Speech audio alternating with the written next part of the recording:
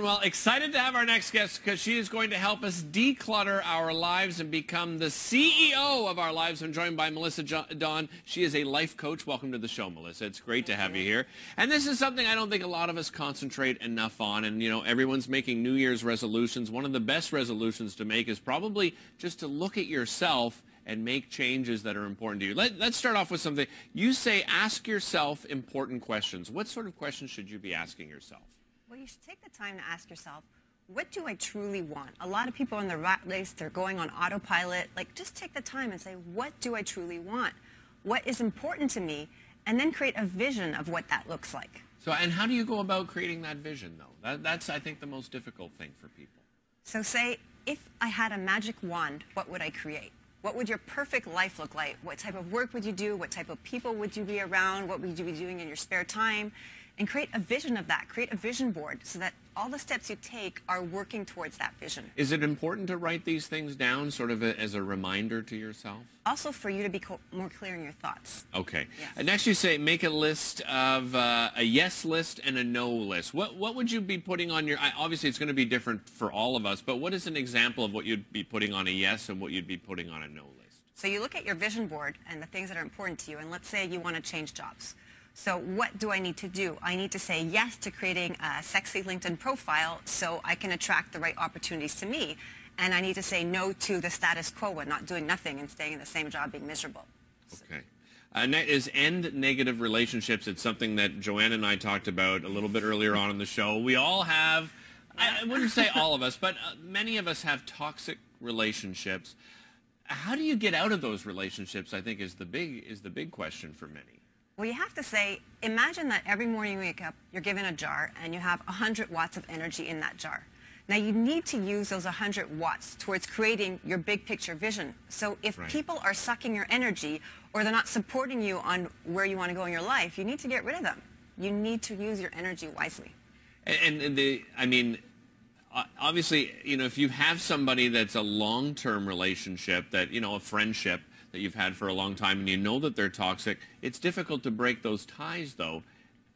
How do you go about doing that? I mean, is it simply just no contact anymore? Do you sit down? Do you talk to that person? How do you go about it? Different things for different people. I mean, if they're important to you, you can just say, hey, I don't feel like you're supporting me, and it gives them the chance to support you because maybe they don't realize they're being toxic. And after that conversation of you saying what you want and what you'd like, if they're still not helping you move along, well, then you have your answer right there. Just cut them.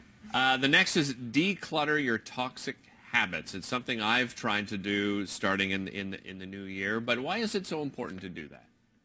Because all of us have habits that prevent us from moving forward. So do you go to bed too late? Do you not sleep enough? Do you have negative thoughts? So identify what's holding you back.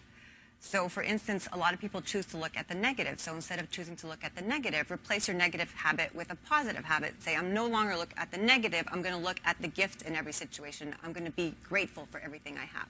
These are small habits that make a big difference. We mentioned relationships, also getting rid of stuff, just material things. A lot of people have a hard time doing that. They seem so attached to so many things. I know, but you got to keep just what you really need, and you got to keep it in an organized manner, because clutter blocks the flow. You want to be working towards that big picture vision, and you need for everything to flow smoothly to work towards that. So if you have an office space full of papers that you don't look at or overstuffed wallets, it's not helping you optimize your time. I'm not going to let you have a look at my office or my wallet. Well, we can work on that. After the show, we might have to sit down and look at those two things. Another thing you say is to change your diet. Yes, because you want to have food that fuels you. And also when you have a clear gut, you're more connected to your intuition, which is going to help guide you on your path towards your big picture vision. So take away processed foods, too much sugar, have more fruits and vegetables, food that really fuels you. You mentioned like you're quitting coffee. I don't drink coffee. I think it's great. You know, replace it with the green juice in the morning, things that give you good energy. Yeah, it's interesting the way you describe the diet, because I think many of it, when we think diet, we think weight loss. You're saying, no, just get rid of things that don't make you feel good. And I think so many of us eat food that just doesn't make us feel good, but it's convenience, for much of the time. And then when you're healthy, you feel more confident, so it helps you move forward with ease. Lastly is looking forward. By that, do you mean in all aspects of your life? Well, plan to move forward. So basically on every single day, you've listed a whole bunch of things you need to do. So now you need to create a roadmap towards your big picture vision. So break it down. What do I need to do daily? What do I need to do weekly? What do I need to do monthly? So that I can do all these things that I've listed and keep on continuously working towards my big picture vision. And you've created a plan on your website as well. People can go to the website and have a look at how they can create their own plan as well. Melissa, thank you so much for joining us. Really appreciate it.